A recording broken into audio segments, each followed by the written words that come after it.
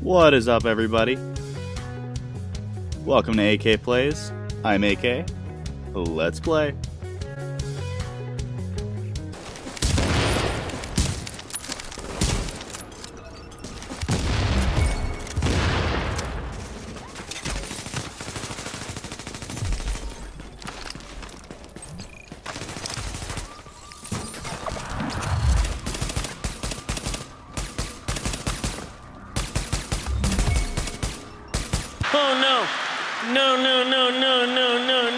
Alright, everybody, so today I'm going to be talking about update 1.8.3. We all saw what happened.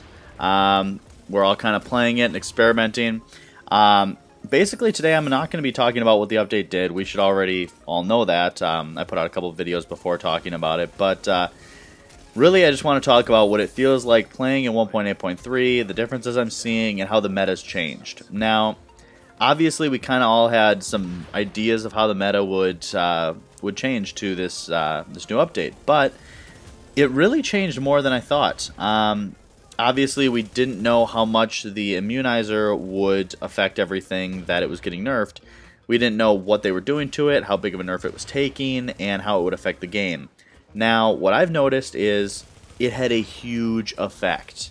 Now, the Stryker Nerf obviously was giant. Stryker went from being the most popular build in the DZ to becoming glorified trash. Sorry if anyone's still using Stryker.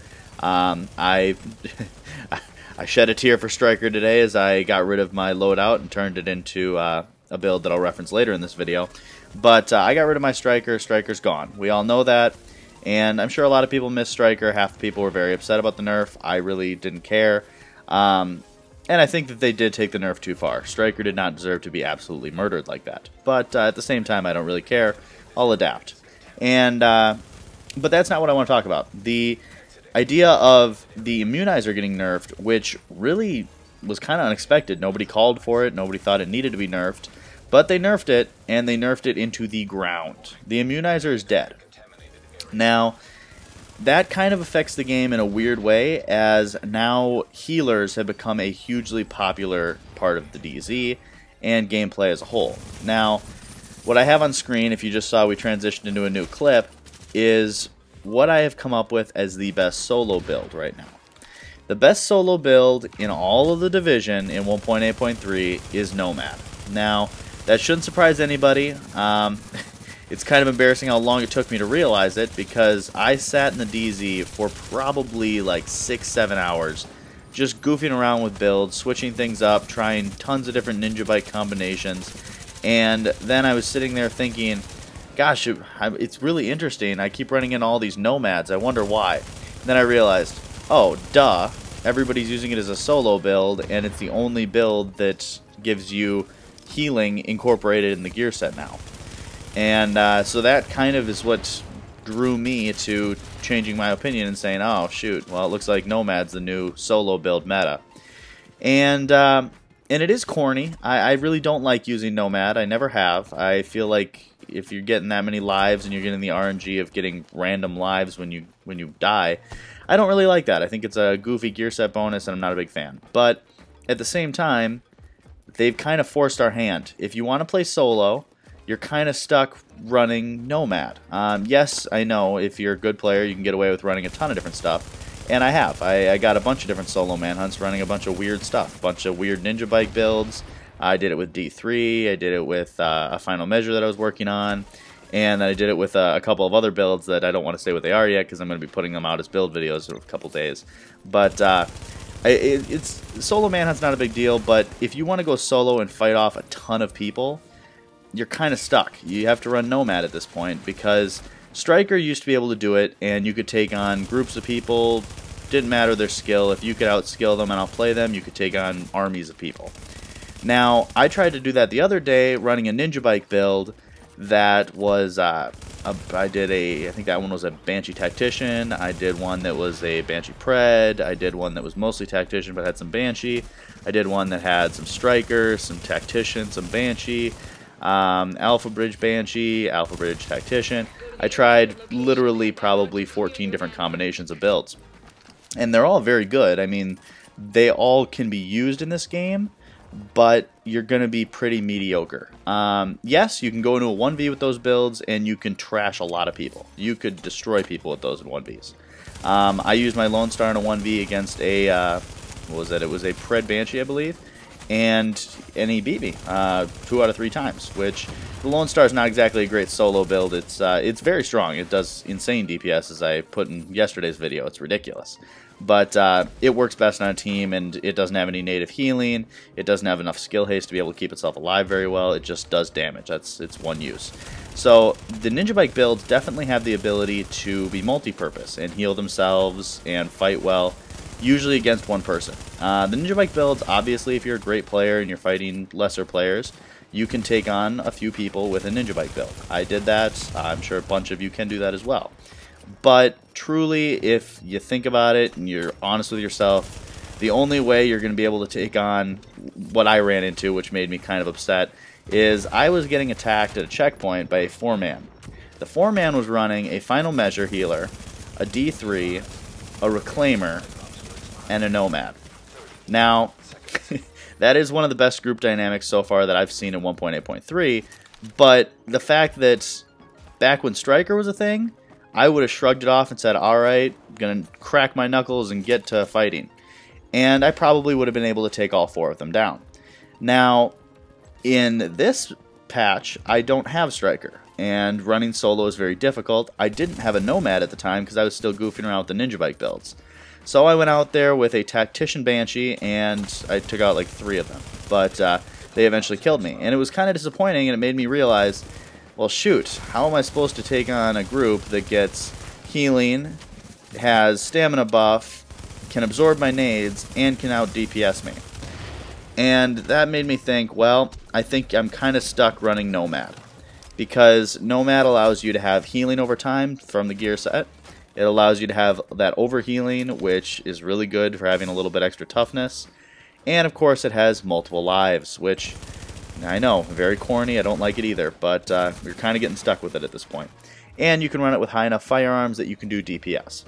So between the DPS, the healing, the extra health bar, and of course the extra lives, Nomad is the very easy choice, the no-brainer as a solo player in 1.8.3.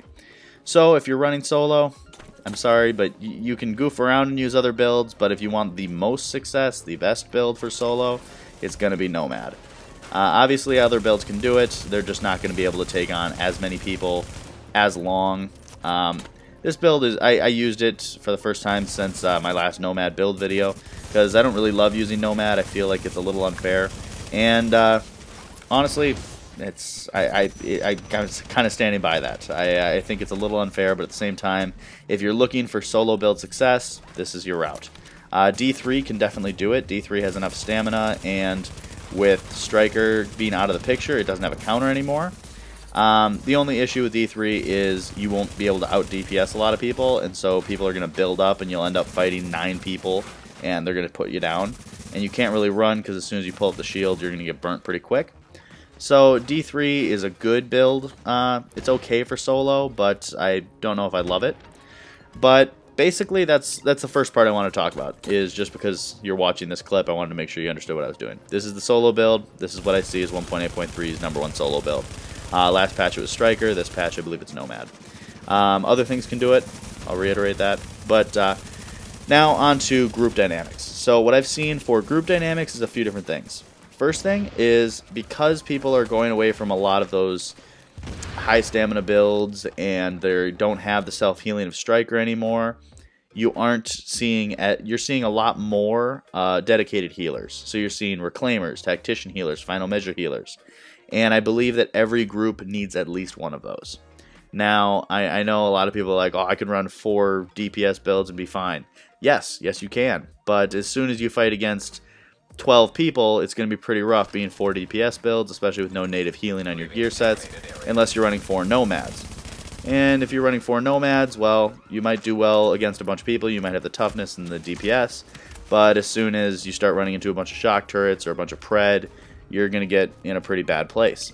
So I suggest Reclaimers in every group. Obviously Disruptors are huge right now, because everybody isn't running their immunizers because they don't know what to run, and they know Disruptor was good in the last patch, and it has pretty good effects on Stryker now. But when people notice that disruptors really aren't affecting anybody unless they have a reclaimer, they're going to kind of shy away from disruptors, and they're going to be running other things for that skill. So I think that reclaimers, although right now they aren't the most crucial part of your team dynamic, I think in a couple of weeks here, when people start going away from disruptor, I think they're going to become a huge part. Second thing that I think is very important for most groups to have is a D3. D3 no longer has the counter of Stryker, which was what originally was the big issue with D3, is that Strikers would stack up on the shield, and then they would have 100 stacks fighting your teammates, and they would wait for your buff to go away and rip your teammates apart. Now that Strikers really don't exist in the PvP realm, I think that D3 is unchecked. D3 is extremely powerful, and the only issue is it doesn't have enough DPS to become a super build. But I believe that they should belong on every team, or at least most teams, if you have someone that's comfortable running it. So I think that each team should have a healer. In my opinion, I think Reclaimer. And each team could have a D3 FNC, and that would give your team a lot of good buffs.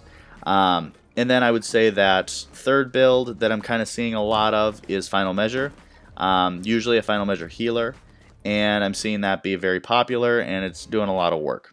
Last thing is DPS build.